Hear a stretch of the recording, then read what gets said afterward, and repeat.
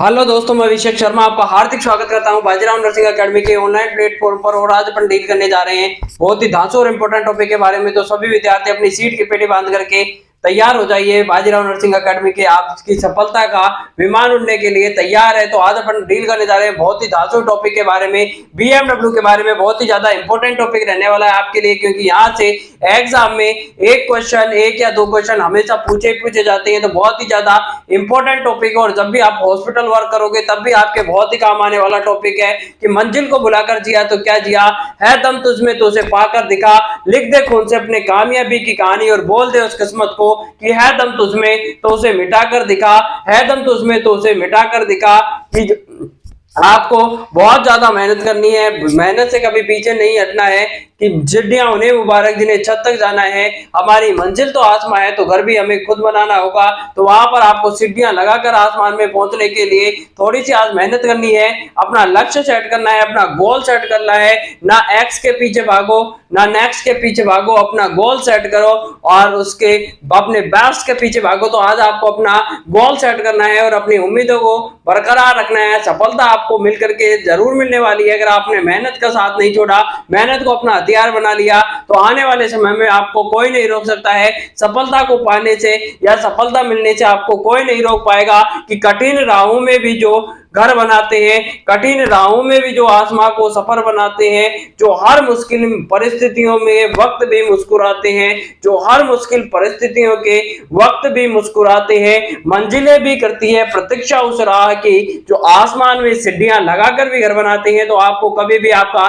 जोश जुनून और जज्बा कभी भी कम नहीं होना चाहिए। आपके जोश जुनून और जज्बे में किसी तरीके की कमी नहीं देखने को मिलेगी। अगर आपने मन में ठान लिया है, जान लिया है और अपने लक्ष्य को पहचान लिया है, तो आज अपन पढ़ने जा रहे हैं बहुत ही धांसू इंपॉर्टेंट टॉपिक के बारे में। तो फैला दीजिए इसे मैक्सिमम अपने दोस्तों तक, इसे शेयर कर दीजिए। आज पढ़ने वाले हैं हम बायोमेडिकल वेस्ट मैनेजमेंट के बारे में। अब biomedical waste management and handling rule था, कब आया था? तो biomedical waste management rule, biomedical waste management rule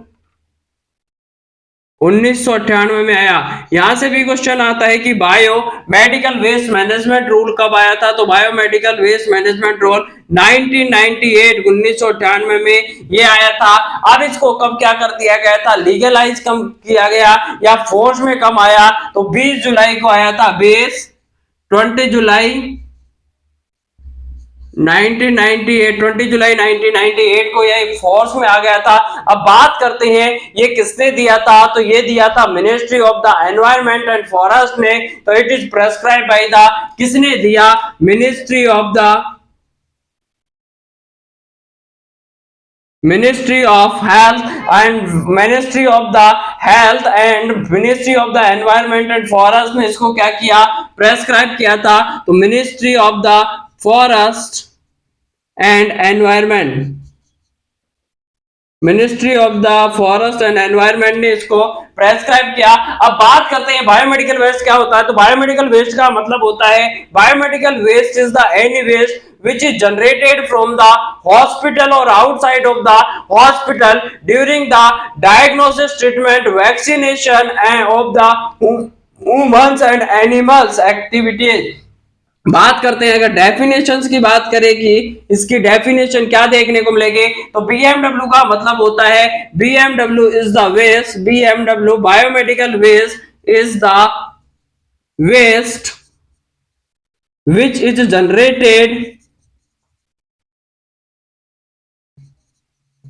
from the hospitals during the diagnosis.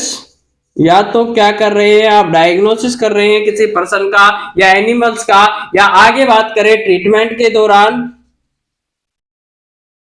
Diagnosis, treatment and vaccination या फिर इम्यूनाइजेशन के दौरान अगर किसी तरीके का कोई भी वेस्ट जनरेटेड होता है इम्यूनाइजेशन के दौरान of the humans and animals. अगर मान लीजिए किसी तरीके का कोई भी वेस्ट होता है जो कि जनरेटेड होता है, अगर मान लीजिए यहां पर क्या देखने को मिलेगा, biomedical waste is the waste which is generated from the hospital during the diagnosis treatment and vaccination of the humans and animal। अगर ह्यूमन और एनिमल में किसी तरीके का डायग्नोसिस कर रहे हैं या फिर बात करें इसमें ट्रीटमेंट कर रहे हैं या उसका वैक्सीनेशन कर रहे हैं, तो उस दौरान जो भी वेस्ट जनरेटेड होता है उसे नाम दिया जाता है बायोमेडिकल वेस्ट के नाम से इसको जाना जाता है। तो बायोमेडिकल वेस्ट है बहुत ही ज्यादा इंपॉर्टेंट टॉपिक है आपके लिए, बहुत ज्यादा ये इसलिए इंपॉर्टेंट है क्योंकि बार बार एग्जाम में पूछा जाता है और इसको मेनली ध्यान दिया जाता है या पढ़ाया जाता है। तो आपके कहां पर पढ़ते हैं, मेनली हॉस्पिटल्स में इसका बहुत ज्यादा यूज किया जाता है। अब बायोमेडिकल वेस्ट में कौन कौन से वेस्ट से मिलकर के बना होता है, तो यहाँ पर कितने तरीके का या कौन कौन सा कचरा या वेस्ट होता है, कितने परसेंटेज होता है, इसकी बात करें, इट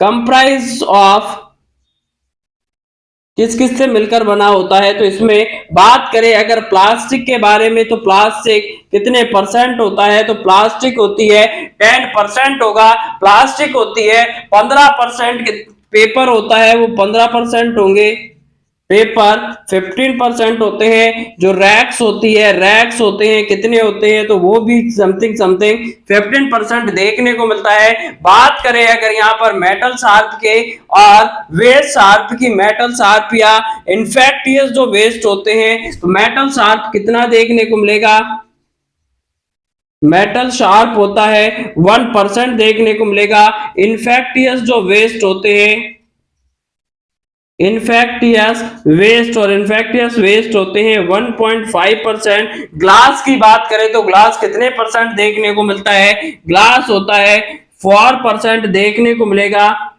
और लास्ट बात करते हैं जो अदर वेस्ट होते हैं वो कितने होते हैं, तो अदर वेस्ट की बात करें, अदर वेस्ट में आते हैं कितने परसेंट होगा, तो अदर वेस्ट होता है वो 53.5% देखने को मिलेगा। तो ये होती है जो कि मेनली किस किस से मिलकर के बना हुआ होता है। बात करें यहाँ पर BMW में अलग अलग तरीके का जो भी वेस्ट होता है, पेपर होता है 10% होगा। बात करें यहाँ पर रैक्स की, प्लास्टिक बैग्स होते हैं 10% होता है, पेपर 15% होती है, रैक्स होती है वो भी कितना होगा 15% होती है, मेटल शार्प होता है 1% होगा, इन्फेक्टियस जो वेस्ट होता है 1.5%, ग्लास होती है 4% और अदर वेस्ट में 53.5% में अदर वेस्ट देखने को मिलेगा। तो ये टोटल आपके वेस्ट है। अब आगे पढ़ने वाले हैं अपन इनकी कैटेगरी के बारे में कि कौन कौन सी कैटेगरी होती है, किस किस तरीके का इसमें इन्फेक्टियस यूज किया जाएगा या कौन कौन सा ट्रीटमेंट यूज करते हैं और कौन कौन सा डिस्पोजल इसमें यूज किया जाता है, इन सभी के बारे में पढ़ने वाले हैं। तो आपको 1 से लेकर के 10 तक की गिनती रखनी है और एक कैटेगरी फर्स्ट से लेकर के कैटेगरी 10 तक आपको पढ़ाया जाएगा 1 बाय 1 करके, बहुत ही ज्यादा इंपॉर्टेंट है। अगर मैं बात करूं यहाँ पर मोटे मोटे आपको गणित लगा करके कि किस तरीके से, सबसे पहले अगर मैं बात करते हैं कि जो मेनली जो बॉक्स होते हैं कितने बॉक्स देखने को मिलते हैं, तो यहाँ पर बात करें अगर बॉक्स के बारे में बात करते हैं तो मेनली 5 बॉक्स देखने को मिलेगा। कौन कौन से बॉक्स होते हैं अगर उस बारे में अपन डील कर ली जाए, तो 1 बॉक्स होता है येलो कलर का, येलो कलर का बॉक्स देखने को मिलेगा। सेकंड नंबर की बात करें तो रेड होता है, रेड कलर का। बात करें थर्ड नंबर पे तो ये देखने को मिलेगा ब्लैक कलर का बॉक्स। फोर्थ नंबर का होता है ब्लू कलर और जो 5 नंबर का है वाइट ट्रांसल्यूसेंट या पंक्चर प्रूफ। अब पंक्चर प्रूफ में तो आपको पता ही है क्या डालना है। अब पंक्चर प्रूफ में डालने होते हैं blades, sharp needles, syringe with needles, ऐसी syringe with needles, जो निडल्स के साथ सिरिंज होती है, अटैचमेंट होता है जो कि निडल से अलग नहीं होती है, उनको डालना है। ब्लेड्स को डालना है, शार्प निडल्स होती है उनको डालना होता है, और अदर कोई भी जो भी शार्प आइटम होते हैं जो कि जैसे हुआ ग्लास स्लाइड्स हुई, ग्लास स्लाइड्स, ग्लास स्लाइड्स वगैरह जो भी क्या होती है शार्प आइटम होते हैं उन सभी को किसमें डाला जाता है, तो मेनली व्हाइट और ट्रांसल्यूसेंट बैग में डाला जाएगा। बात करते हैं ब्लू कलर में क्या डालते हैं, तो ब्लू कलर में मेनली डाला जाता है यहाँ पर जो कांच की बोतल्स होती है, शीशे की बोतल्स होती है या बोतल्स होती है, उन सभी को किसमें डालते हैं, तो बोतल्स को किसमें डाला जाता है, तो कांच की बोतल, कांच की जो बोतल्स होती है, वायल्स होती है, एम्पुल्स हुआ, एम्पुल वायल सभी को किसमें डाला जाता है, ये डालते हैं यहाँ पर ब्लू कलर के बैग में डाला जाता है। सबसे ज्यादा बहुत ज्यादा इंपॉर्टेंट है, हॉस्पिटल वर्क करोगे तब भी आपके बहुत काम में आने वाला है कि यहाँ पर ब्लू में क्या क्या डालना है, तो सभी कांच की बोतल्स डालनी है, एम्पुल्स डालना है, वायल्स सभी क्या होती है ब्लैक में ब्लू में डालते हैं। बात करें अगर ब्लैक की, तो ब्लैक में क्या डाला जाता है, तो नॉर्मल वेस्ट होता है, जहां पर मेनली जो कचरा होता है, तो यहाँ पर आप लिख सकते हैं कि जो कचरा होता है उसको किसमें डाला जाएगा, आपके ब्लैक कलर के डस्टबिन में डाला जाता है। जैसे फ्रूट्स हुआ, नॉर्मल वेस्ट, जो कचरा निकलता है, नॉर्मल जो वेस्ट होता है कचरा वाला वेस्ट, उसको किसमें डालते हैं, ब्लैक में डालते हैं। आपके जो भी फ्रूट्स हुए, वेजिटेबल्स हुए, बचा हुआ खाना हुआ, वो किसमें डाला जाता है, तो ब्लैक कलर के डस्टबिन में डालते हैं। रेड कलर की बात करें तो रेड में रिसाइकल या रिसाइकल किया जाता है, या रीयूजेबल आइटम जिनका रीयूजेबल हो सकते हैं, वापस से इनका पिघला करके वापस इनको रीयूज किया जा सकता है, स्टरलाइजेशन करके वापस यूज कर सकते हैं। रिसाइकेलेबल आइटम्स आते हैं जैसे आईवी कैथेटर हुआ, आईवी सेट हुआ, कैथेटर्स हुए, फोलिस कैथेटर्स हुए, जो भी कैथेटर्स होते हैं, सक्शन कैथेटर हुआ, आईवी सेट्स हुए। बात करें अगर यहाँ पर ब्लड सेट की, आईवी सेट की, बीटी सेट का, या फिर पॉलिश कैथेटर हुआ, सक्शन कैथेटर हुए, ये सभी कैथेटर्स होते हैं। ईटी ट्यूब हुआ, टीटी ट्यूब हुआ, ईटी ट्यूब, टीटी ट्यूब, ये सभी किसमें डाली जाती है, तो रेड कलर के बिन में डाला जाता है, जिनका के वापस से क्या किया जा सकता है, रिसाइक्लेबल होते हैं। उन सभी को किसमें डालते हैं, प्लास्टिक की बोतल्स होती है, प्लास्टिक जो बोतल्स होती है खाली फ्लूइड्स की, उनको किसमें डालते हैं, रेड कलर में डालते हैं। बात करते हैं येलो कलर में, तो येलो कलर में कौन कौन सी चीजें डाली जाती है, येलो कलर में मेनली डाला जाता है animal and woman body part, animal और ह्यूमन बॉडी पार्ट को। लेकिन इसमें से जो मेन क्वेश्चन पूछा जाता है कि येलो कलर में प्लेसेंटा को किसमें डाला जाता है, सबसे ज्यादा अगर येलो कलर में से कोई क्वेश्चन आज तक पूछा हुआ है तो यही पूछा जाता है कि अपरा प्लेसेंटा को किसमें डाला जाता है। तो यहाँ सबसे ज्यादा स्टार मार्क लगा करके क्वेश्चन लिखना है कि प्लेसेंटा को किसमें डिस्कार्ड किया जाता है, प्लेसेंटा को डिस्कार्ड किया जाएगा, किसमें किया जाएगा, येलो में किया जाएगा। अम्लाइकल कोड है उसको किसमें डिस्कार्ड करोगे मेरे दोस्तों, तो अम्लाइकल कोड को भी डिस्कार्ड करना है, क्योंकि ये भी क्या है, एक ह्यूमन का पार्ट होता है, बॉडी पार्ट है, तो इसको भी किसमें डिस्कार्ड करना है, प्लेसेंटा के साथ में। यहाँ पर ह्यूमन बॉडी पार्ट हुआ, प्लेसेंटा अम्लाइकल कोड, इन सभी को किसमें डिस्कार्ड करना है, प्लस येलो में करना है। बात करें अगर कॉटन है, कॉटन हुआ, डायपर्स हुए बच्चों के, ब्लड विथ कॉटन, अगर कॉटन से संधा हुआ ब्लड है तो उसको भी किसमें डालना है, येलो में डालना है। आगे अगर बात करते हैं कि अगर इसमें किस तरीके से और कुछ डाला जा सकता है, तो बहुत ही ज्यादा इंपॉर्टेंट रहने वाला है आपके लिए, रेड और येलो है, बहुत ज्यादा इंपॉर्टेंट है। येलो सबसे ज्यादा इंपॉर्टेंट है क्योंकि इसमें एनिमल वेस्ट और ह्यूमन बॉडी के जो भी पार्ट होते हैं वो सभी इसमें डाले जाते हैं। प्लेसेंटा सबसे ज्यादा इंपॉर्टेंट है, प्लेसेंटा आपका किसमें जाता है, येलो में जाता है। अम्लाइकल कोड की बात करें तो अम्लाइकल मेडिकल कोड किसमें डाली जाती है, येलो कलर में डाली जाएगी।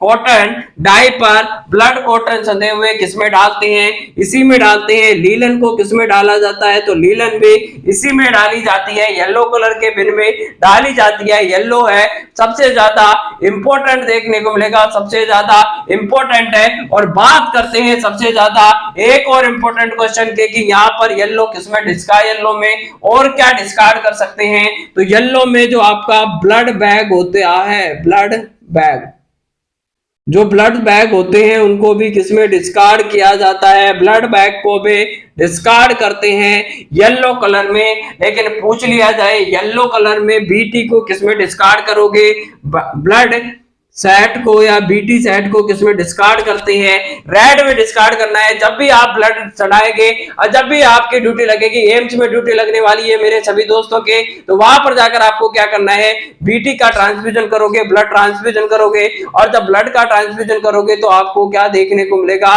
कि उसमें बीटी ट्रांसफ्यूजन करोगे। जब ब्लड ट्रांसफ्यूजन कंप्लीट हो जाएगा 4 घंटे में, उसके बाद में आपको क्या करना होगा कि जैसे ही बीटी का डिस्कार्ड करोगे अब उसको, तो बैग को आपको डिस्कार्ड करना है। तो ब्लड बैग को डिस्कार्ड करोगे येलो में, और जो बीटी सेट था उसको निकाल करके आपको रेड बिन में डालना होता है। तो ये आपको कॉमनली जो चीजें होती है कौन सा कहां डालना है उसके बारे में याद रखना है। और बात करें अगर साइटोटॉक्सिक मेडिसिन या डिस्कार्डेड मेडिसिन या एक्सपायर्ड मेडिसिन की, तो यहाँ पर आपने कल क्वेश्चन महाराष्ट्र सीएचओ का पेपर सोल्व किया था, तो वहां पर शायद मैंने उसको ब्लैक लिखा रखा है, तो आपको वहां पर मैंने उसमें कमेंट भी डाल दिया था, तो उसको आपको चेंज करके यहाँ पर येलो कैटेगरी करना है। पहले ब्लैक था, अब वापस से किसको चेंज करके येलो कर दिया है। तो यहाँ पर आपको क्या करना है, जो भी डिस्कार्डेड मेडिसिन है या एक्सपायर्ड और discarded, expired and discarded medicine को भी किसमें डिस्कार्ड करना है, येलो में डिस्कार्ड करते हैं। तो येलो वहां पर आपको आंसर चेंज करना है। वहां पर जो 56 या कुछ ऐसा क्वेश्चन था उसमें एक्सपायर और डिस्कार्डेड साइटोटॉक्सिक मेडिसिन होती है, इन सभी को एक्सपायर्ड और डिस्कार्डेड मेडिसिन सभी को येलो कलर में क्या किया जाता है, डिस्कार्ड किया जाता है। तो ये क्वेश्चन भी आपको ध्यान रखना है। आगे बात करते हैं, आगे बढ़ने वाले हैं, तो बहुत ही ज्यादा इंपॉर्टेंट है ये। अगर आप स्क्रीनशॉट लेना चाहते हैं तो जल्दी से इसका स्क्रीनशॉट ले सकते हैं। फिर इसके बाद में अपन आगे बढ़ने वाले हैं कि किस तरीके से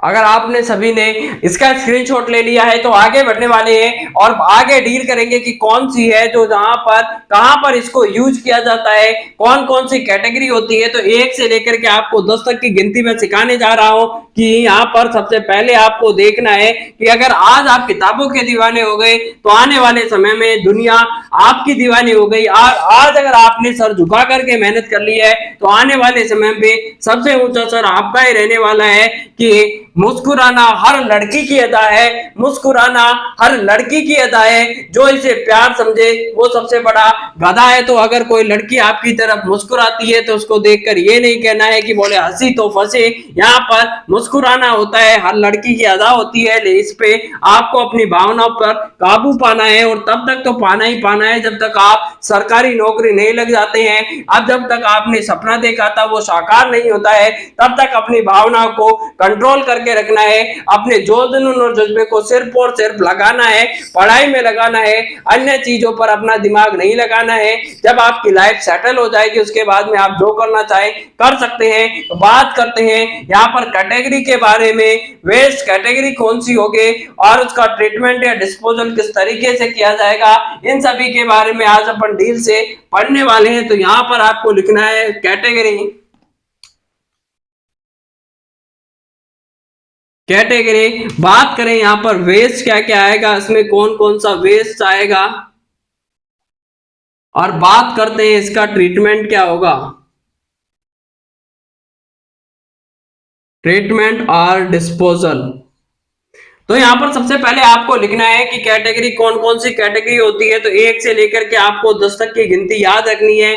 आज आपको 1 से 10 तक की गिनती सिखाई जा रही है। बात करेंगे सेकंड नंबर पे, वेस्ट कैटेगरी कौन सी होती है, कौन कौन से उसमें वेस्ट आएंगे। तो वेस्ट कैटेगरी के बारे में याद रखना है। और ट्रीटमेंट उसका क्या करेंगे, तो ट्रीटमेंट और डिस्पोजल के बारे में भी आपको पता होना चाहिए। बात करते हैं कैटेगरी फर्स्ट के बारे में कि कैटेगरी फर्स्ट में क्या आता है। तो कैटेगरी जो फर्स्ट होती है उसमें ह्यूमन एनाटॉमिकल वेस्ट आएगा।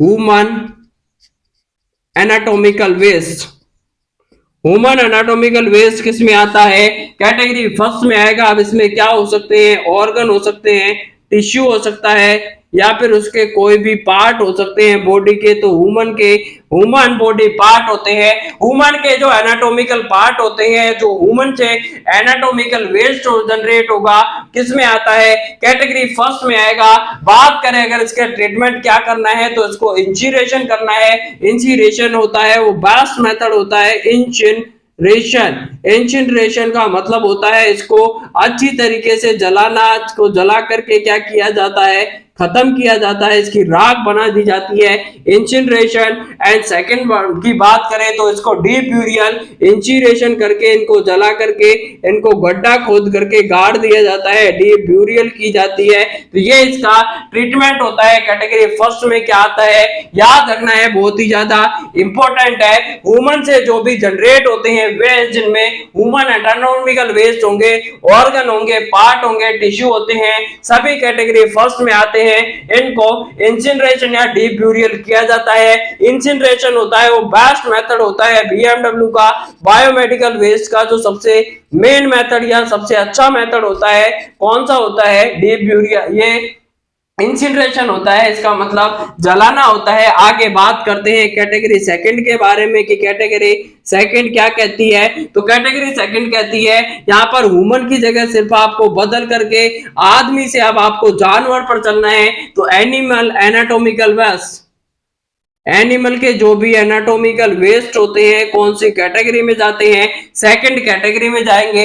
वही ह्यूमन के यहाँ पर टिश्यू, ऑर्गन और बॉडी पार्ट लिखने हैं। तो यहाँ पर भी क्या है, टिश्यू, ऑर्गन या फिर बॉडी पार्ट्स, ये सभी किस में जाते हैं, एनिमल या एनाटॉमिकल वेस्ट में जाएंगे। टिश्यू, ऑर्गन और बॉडी पार्ट्स होते हैं। बात करते हैं थर्ड नंबर ट्रीटमेंट के, तो इसका भी ट्रीटमेंट इंसिनरेशन और डीप ब्यूरियल ही होगा। इंसिनरेशन एंड डीप ब्यूरियल की जाती है। तो यहाँ भी इसका सेम ट्रीटमेंट होता है। ह्यूमन एनाटॉमिकल वेस्ट हो चाहे यहाँ पर एनिमल एनाटॉमिकल वेस्ट हो, फर्स्ट कैटेगरी में आता है। Human anatomical waste second category में आते हैं, एनिमल एनाटॉमिकल वेस्ट आएगा। बात करें थर्ड की, तो थर्ड में क्या आता है, माइक्रोबायोलॉजी एंड बायोटेक्नोलॉजी वेस्ट आएंगे, जिसमें टॉक्सिन आएगा, कल्चर आएगा, स्पेसिमेन आएगा एंड वैक्सीन आती है। तो बात करते हैं कैटेगरी थर्ड के बारे में। कैटेगरी थर्ड में क्या आता है, बायोलॉजिकल टेक्नोलॉजी एंड वेस्ट आते हैं। तो microbiology and biotechnology waste, microbiology and bio technology waste, microbiology and biotechnology waste आते हैं। तो यहाँ पर इसमें क्या क्या हो सकता है, तो कल्चर हो सकता है, एजेंट्स हो सकते हैं, टॉक्सिन्स हो सकती है। तो इसमें क्या क्या देखने को मिलेगा, टॉक्सिन, कल्चर, एजेंट्स, वैक्सीन्स, ये सब किसमें आती है, कैटेगरी थर्ड में आती है। बात करें इसके ट्रीटमेंट की, तो इसका ट्रीटमेंट क्या होगा, ऑटोक्लेव, माइक्रोवेव या इंसिनरेशन। तो फर्स्ट चॉइस होती है autoclave, microwave, then incineration. Autoclave, microwave and incineration होगा। बात करते हैं अगर कैटेगरी फोर्थ के बारे में, तो कैटेगरी जो फोर्थ आती है इसमें कौन से वेस्ट देखने को मिलेगा, तो कैटेगरी फोर्थ में शार्प वेस्ट आते हैं। जो भी शार्प आइटम होंगे, शार्प वेस्ट किसमें देखने को मिलते हैं, कैटेगरी फोर्थ में देखने को मिलेगा, शार्प वेस्ट आएगा। शार्प वेस्ट में क्या क्या हो सकता है, तो निडल होगी, निडल होती है। बात करें यहाँ पर ब्लेड्स देखने को मिलेगा।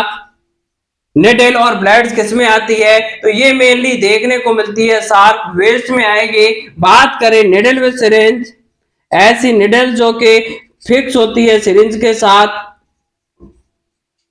निडल विथ सिरिंज देखने को मिलेगा। तो ये सभी किसमें आती है, कैटेगरी फोर्थ में देखने को मिलेगा, जिसमें शार्प वेस्ट होता है, निडल्स हो गए, ब्लेड्स होती है, निडल्स के साथ में सिरिंज अटैचमेंट वाली सिरिंज आती है जो मेनली वैक्सीनेशन में यूज करते हैं, वो सभी किसमें आती है, कैटेगरी फोर्थ में देखने को मिलेगा। इसके ट्रीटमेंट की बात करें तो केमिकल ट्रीटमेंट करना है, ऑटोक्लेव करेंगे, माइक्रोवेव श्रेडिंग एंड मेटिलेशन। तो बात करते हैं इसमें केमिकल ट्रीटमेंट कर सकते हैं, ऑटोक्लेव। अब ऑटोक्लेव की बात करते हैं, ऑटोक्लेव कितने दिन तक किया जाता है, कितने डिग्री सेंटीग्रेड पर करेंगे। अगर ऑटोक्लेव होता है A1 ऑटोक्लेव का जो बेस्ट टेम्परेचर होता है 121 डिग्री सेंटीग्रेड पर किया जाता है। अगर मैं यहाँ पर आपको क्वेश्चन लिखाना की बात करूं तो यहाँ पर ऑटोक्लेव होता है कितने डिग्री सेंटीग्रेड पर किया जाएगा, ऑटोक्लेव किया जाता है 121 डिग्री सेंटीग्रेड पर करते हैं। कितनी मिनट के लिए किया जाएगा, तो यहाँ पर ऑटोक्लेव करते हैं 15 मिनट के लिए करेंगे। कितनी देर तक करते हैं, 15 मिनट 121 डिग्री सेंटीग्रेड पर।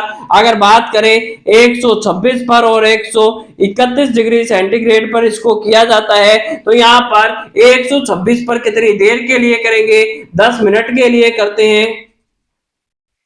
और बात करें 131 तो 5 मिनट के लिए यहाँ पर किया जाएगा। एलबीएस का प्रेशर होता है, बढ़ाते जाते हैं 15 एलबीएस, 20 एलबीएस पर इंच स्क्वायर और 30 एलबीएस पर इंच स्क्वायर। तो प्रेशर की बात करें तो 121 के लिए प्रेशर होगा वो 15 एलबीएस पर इंच स्क्वायर का प्रेशर होगा। बात करें 126 के लिए तो 20 एलबीएस पर इंच स्क्वायर का प्रेशर लगाते हैं। और बात करें 131 के लिए तो 30 एलबीएस पर इंच स्क्वायर का प्रेशर लगाया जाता है। ये ऑटोक्लेव के बारे में मोटी मोटी सी जानकारी हो गई है। बेस्ट टेम्परेचर पूछा जाए तो ऑटोक्लेव का 121 डिग्री सेंटीग्रेड देखने को मिलेगा। आगे बात करते हैं केमिकल ऑटोक्लेव कर सकते हैं, माइक्रोवेव देखने को मिल सकता है, मिटिगेशन देखने वो यहाँ पर श्रेडिंग देखने को मिलेगा या फिर मिटिलेशन देखने को मिल सकता है। तो यहाँ पर क्या क्या हो सकता है, केमिकल होगा, ऑटोक्लेव होगा, माइक्रोवेव देखने को मिल सकता है, श्रेडिंग एंड मिटिलेशन।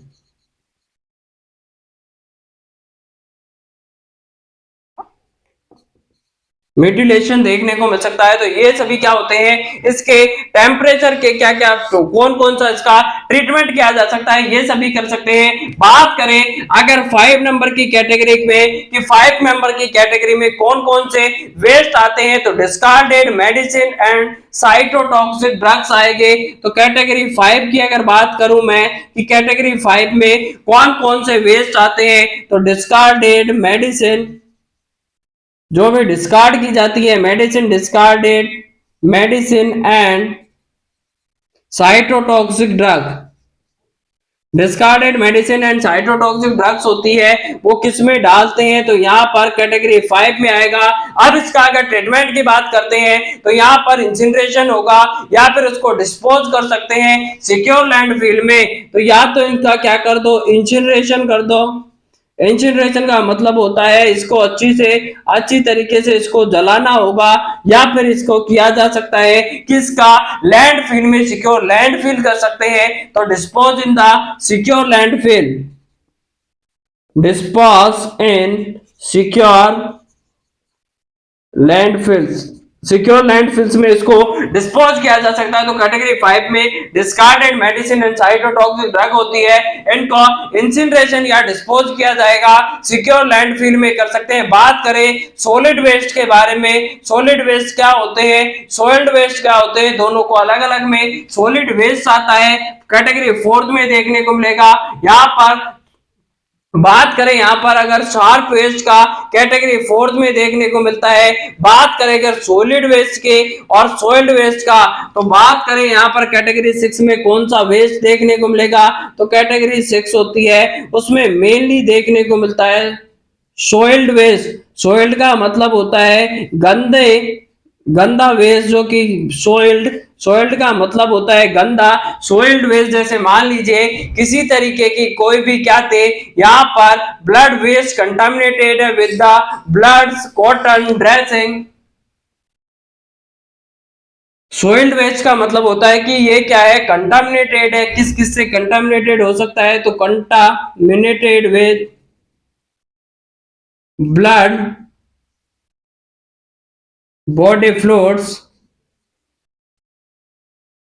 कॉटन्स,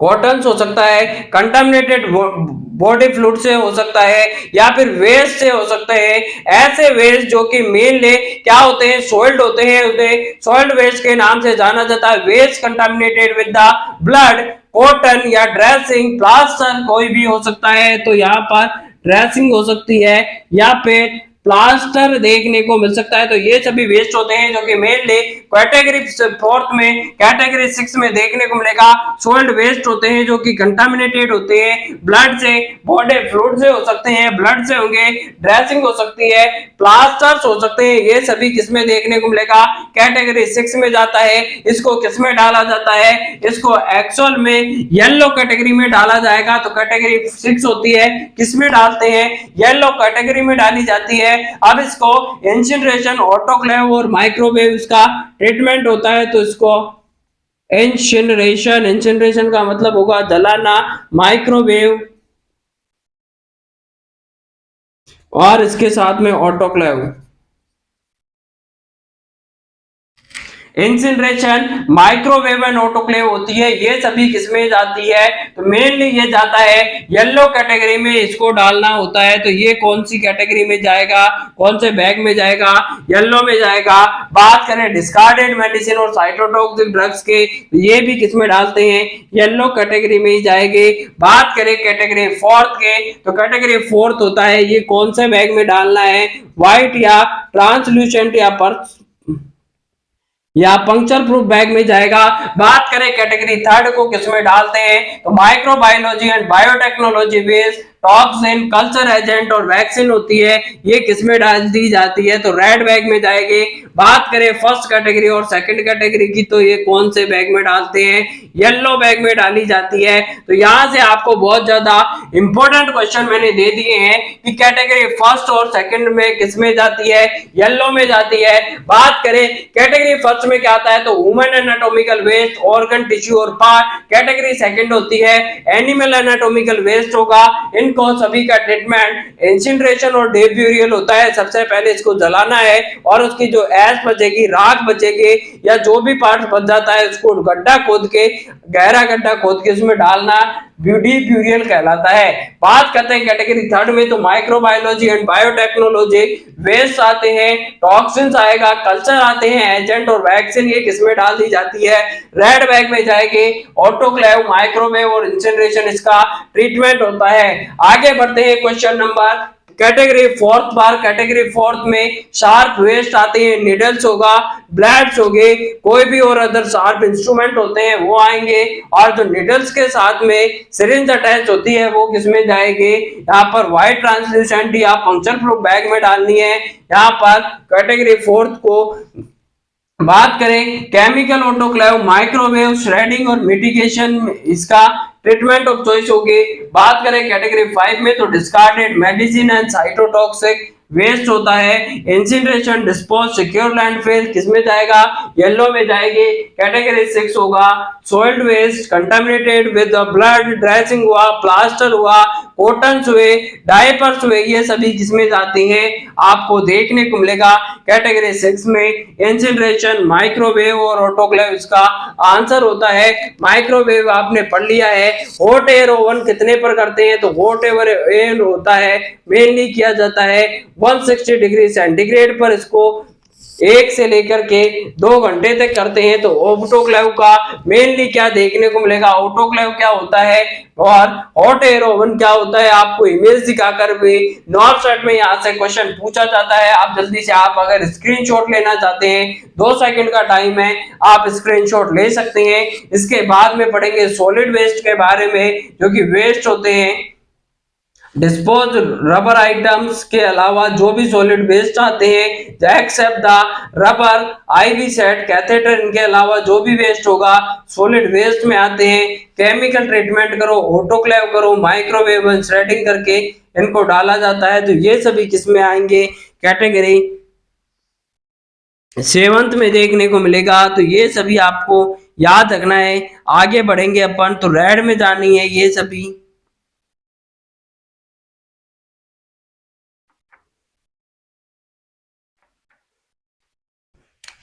तो आगे बढ़ते हैं कैटेगरी 7 के बारे में कि कैटेगरी 7 है वो क्या कहती है।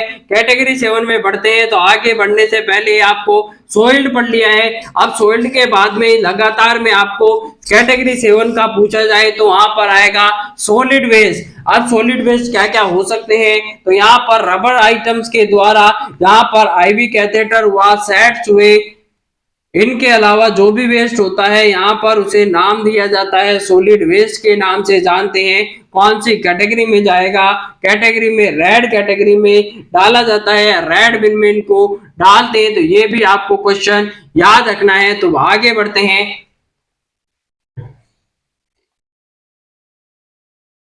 कैटेगरी 7। और कैटेगरी जो 7 होती है वो कौन सी होती है, कैटेगरी 7 की बात करें तो मेनली देखने को मिलेगी ये होती है solid waste.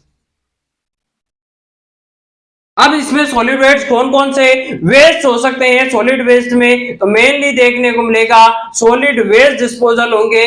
Solid waste disposal कौन कौन से हो सकते हैं, सॉलिड वेस्ट डिस्पोजल में mainly except the IV catheter के अलावा, कैथेटर सेट के अलावा जो भी होते हैं ये किसमें देखने को मिलते हैं, तो solid waste except, solid waste except IV catheter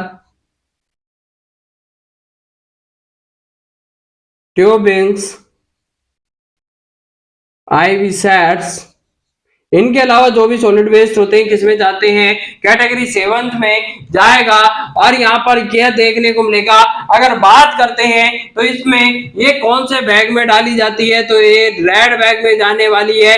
बात करें इसके ट्रीटमेंट की, किसका ट्रीटमेंट क्या देखने को मिलेगा, तो केमिकल ट्रीटमेंट, ऑटोक्लेव, माइक्रोवेव, ये सभी इसका ट्रीटमेंट होता है। तो chemical treatment, autoclave, microwave, shredding, ये सभी इसका ट्रीटमेंट देखने को मिलेगा। या म्यूटिलेशन हो सकता है। कैटेगरी 8 की बात करते हैं, कैटेगरी 8 में आता है, यहाँ पर मेनली देखने को मिलेगा लिक्विड वेस्ट होते हैं और लेबोरेटरी वेस्ट देखने को मिलेगा। तो कैटेगरी 8 में कौन कौन से वेस्ट आते हैं, कैटेगरी 8 होती है उसमें मेनली देखने को मिलेगा कौन सा वेस्ट आता है, तो कैटेगरी 8 में आता है यहाँ पर आपका लिक्विड वेस्ट। एक तो होगा कि इसमें कौन सा वेस्ट आएगा, तो लिक्विड वेस्ट आता है। सेकंड नंबर की बात करें तो laboratory waste, liquid waste and laboratory waste होते हैं, कैटेगरी 8 में देखने को मिलेगा। बात करें यहाँ पर केमिकल ट्रीटमेंट करना है और उसके बाद में इसको डिस्चार्ज कर देना है, तो सबसे पहले क्या करो, chemical treatment, then drain into, chemical treatment करके इसका ड्रेनेज कर देना है या डिस्चार्ज कर देना है ड्रेन में। तो chemical treatment, then drainage into, then discharge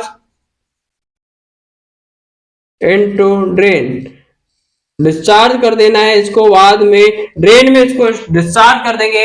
आगे बात करते हैं कैटेगरी 9 के बारे में। तो यहाँ पर कैटेगरी 9 में क्या देखते हैं, कैटेगरी 9 होती है उसमें इंसिनरेशन ऐश आती है, और इंसिनरेशन ऐश का मतलब होता है कि यहाँ पर आपने जो भी जलाई हुई राख थे और जो राख या ऐश बच जाती है वो किसमें आएगा, कैटेगरी 9 में आती है। इसको म्युनिसिपल सिक्योर लैंडफिल कर दो, म्युनिसिपल सिक्योर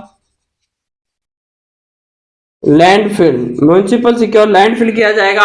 आगे बढ़ते हैं, अगर बात करें यहाँ पर कि कैटेगरी 10 में क्या देखने को मिलेगा, तो कैटेगरी 10 होता है, इसमें मेनली देखने को मिलता है केमिकल जो यूज किया जाता है बायोलॉजिकल एंड डिसइंफेक्शन में। तो यहाँ पर chemical waste used in disinfectant, जो भी केमिकल यूज किया जाता है डिसइंफेक्टेंट में वो किस में आता है, कैटेगरी 10 में आएगा। केमिकल ट्रीटमेंट में सॉलिड है, अगर केमिकल इसका ट्रीटमेंट करो तो यहाँ पर आपको क्या करना है, केमिकल ट्रीटमेंट करना होगा। और केमिकल ट्रीटमेंट में अगर सॉलिड है तो इसको क्या कर दो, लैंड फिल कर दो। अगर सॉलिड है तो इसको लैंड फिल कर दिया जाता है, जमीन में गाड़ दिया जाएगा। और बात करें अगर यहाँ पर लिक्विड है तो इसको डिस्चार्ज कर दो। अगर ये लिक्विड आइटम है तो लिक्विड है तो इसको डिस्चार्ज कर देते हैं, डिस्चार्ज इनटू ड्रेन, ड्रेन में क्या कर दो, इसको डिस्चार्ज कर देते हैं। तो ये सभी क्या है, कैटेगरी होती है। कौन कौन सी कैटेगरी कौन कौन से पार्ट में देखने को मिलेगा, ये सब अपन ने A1 बाय 1 करके यहाँ पर कैटेगरी को डील कर लिया गया है। तो यहाँ पर कैटेगरी वेस्ट कैटेगरी होती है, सॉलिड कैटेगरी। यहाँ पर सॉलिड कैटेगरी की बात करें, कैटेगरी 7 होगा, सॉलिड कैटेगरी होती है जिसमें एक्सेप्ट आईवी कैथेटर के अलावा ट्यूबिंग आईवी कैसेट इनके अलावा जो भी वेस्ट होता है सॉलिड वेस्ट कैटेगरी 7 में जाएगा। केमिकल ट्रीटमेंट, ऑटोक्लेव, माइक्रोवेव और थ्रेडिंग इसका ट्रीटमेंट होता है। बात करें लिक्विड वेस्ट के, तो लिक्विड वेस्ट में कैटेगरी 8 में आता है लिक्विड वेस्ट। इसको क्या करना है, केमिकल ट्रीटमेंट करना है और इसको ड्रेनेज कर देना है। कैटेगरी 9 की बात करते हैं, इंसिनरेशन एश के बारे में, म्युनिसिपल सिक्योर लैंडफिल करते हैं। बात करें कैटेगरी 10 के बारे में, तो chemical waste used in the disinfectant, chemical treatment करो।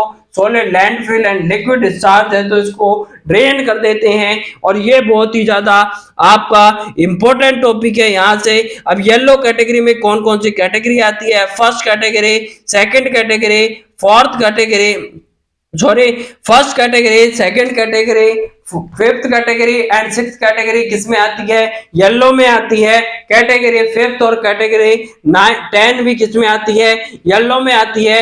येलो में 8th कैटेगरी है वो भी येलो में आती है। तो यहाँ पर सबसे ज्यादा कैटेगरी है येलो की है। कैटेगरी 7 होती है किसमें जाएगी, तो यहाँ पर रेड में देखने को मिलेगा। तो ये सभी कैटेगरी होती है, 1 बाय 1 करके यहाँ पर एक एक देखने को मिलेगा किस तरीके से। अब यहां से मैं आपको एक क्वेश्चन दिखाता हूं कि जो कि बहुत ही ज्यादा इंपॉर्टेंट क्वेश्चन है कि best method of the BMW का जो बेस्ट मेथड होता है वो कौन सा होगा।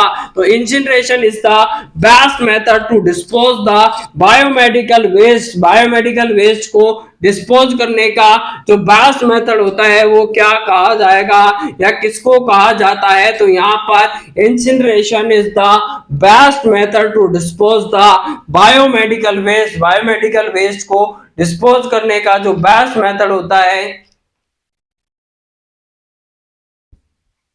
इंसिनरेशन। इंसिनरेशन क्या है, it is the best method to dispose the biomedical waste।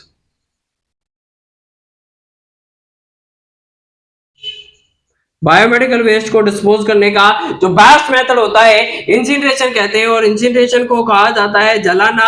अगर किसी वस्तु को जलाई जाती है तो उसे इंसिनरेशन के नाम से जानते हैं। सेकंड क्वेश्चन की बात करें, बहुत ही ज्यादा ये इंपॉर्टेंट क्वेश्चन होने वाला है, इंसिनरेशन क्या होता है। तो इंसिनरेशन जलाने को कहते हैं और ये क्या होता है, बेस्ट मेथड होता है to dispose the biomedical waste को डिस्पोज करने का जो बेस्ट मेथड होता है, नाम दिया जाता है उसे इंसिनरेशन के नाम से जानते हैं। बहुत बहुत ही ज्यादा इंपॉर्टेंट क्वेश्चन है। तो आपको याद रखना है कि जहां तेरी याद ना आए वो तन्हाई किस काम के, जो बिगड़े रिश्ते ना बना दे वो खुदाई किस काम की। बेशक हमें जाना है अपनी मंजिल तक, पर जहां से अपने ना दिखाई दे वो ऊंचाई किस काम की। वो ऊंचाई किस काम की जो अपने नहीं, अपने वो नहीं होते जो तस्वीर में साथ हो, अपने वो होते हैं जो तकलीफ में साथ हो। आगे बढ़ते हैं, इनर्टाइजेशन के बारे में बात करेंगे।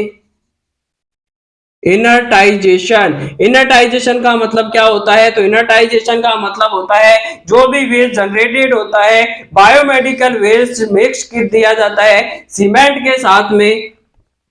जो भी आपका बायोमेडिकल वेस्ट जनरेटेड हुआ था, बायोमेडिकल वेस्ट को क्या कर दिया जाएगा, यहाँ पर मिक्स्ड कर दिया जाता है। किसके साथ में? सीमेंट के साथ में इसको मिला दिया जाता है और इसका क्या किया जाता है और प्रिवेंट किया जाता है, इसका माइग्रेशन को प्रिवेंट करते हैं। तो biomedical waste mixed with the cement and to prevent it's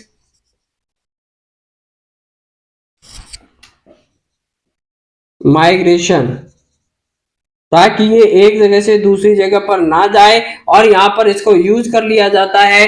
biomedical waste management के साथ में क्या कर दिया जाता है, सीमेंट मिला करके इसको क्या कर देते हैं, मिला देते हैं, ताकि एक जगह से दूसरी जगह पर ना जाए।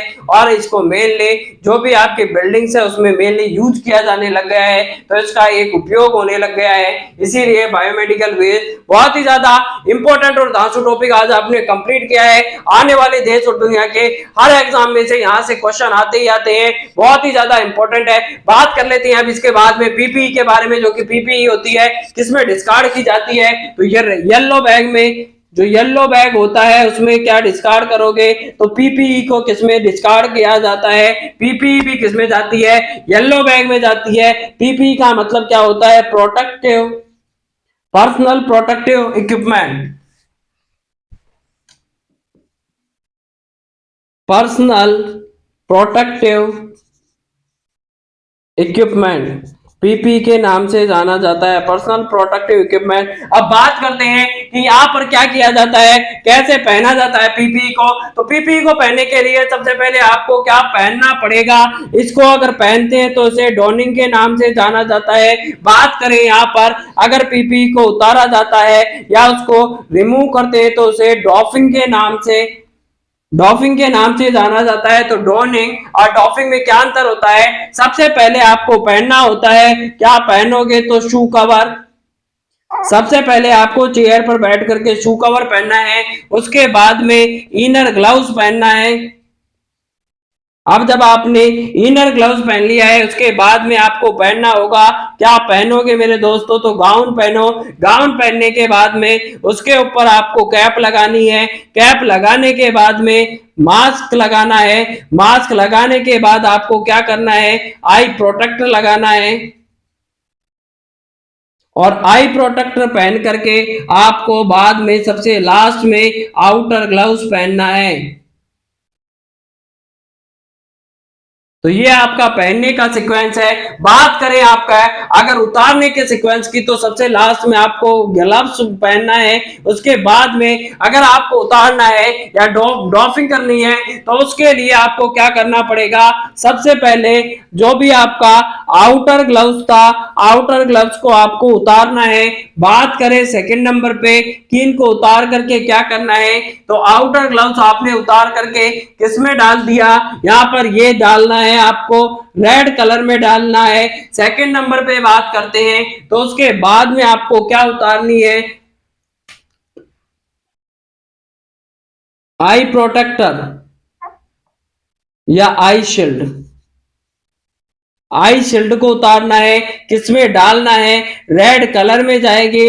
आगे बढ़ते हैं, आई शील्ड या आई प्रोटेक्टर या चश्मा या गूगल्स आपने उतार दिया, या आई शील्ड हो सकती है या फिर गूगल्स हो सकता है। आगे बढ़ते हैं, क्या उतारना रहेगा आपको, इसके बाद में क्या करना है, मास्क हटाना है। मास्क के बाद में क्या करना पड़ेगा, कैप हटाओ। गाउन को रोलिंग बैक करके गाउन उतारना है। गाउन के बाद में क्या करना है आपको, शू कवर, और उसके बाद में ग्लव्स।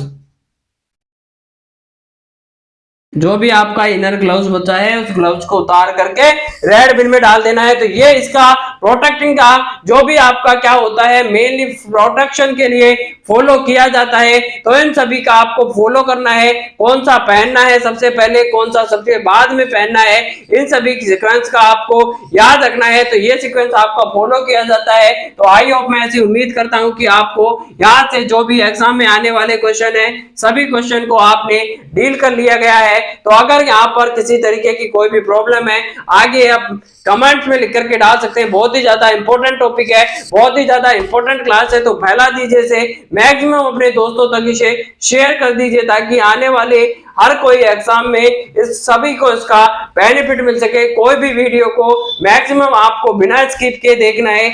आपने 2 एग्जाम लगी है अभी में सीएचओ की, उसमें देख लिया होगा कितना ज्यादा इंपॉर्टेंट आपके लिए सब्जेक्ट चलाए जा रहे हैं। एक एक क्वेश्चन, एक एक टॉपिक आपके लिए बहुत ज्यादा इंपॉर्टेंट टॉपिक है।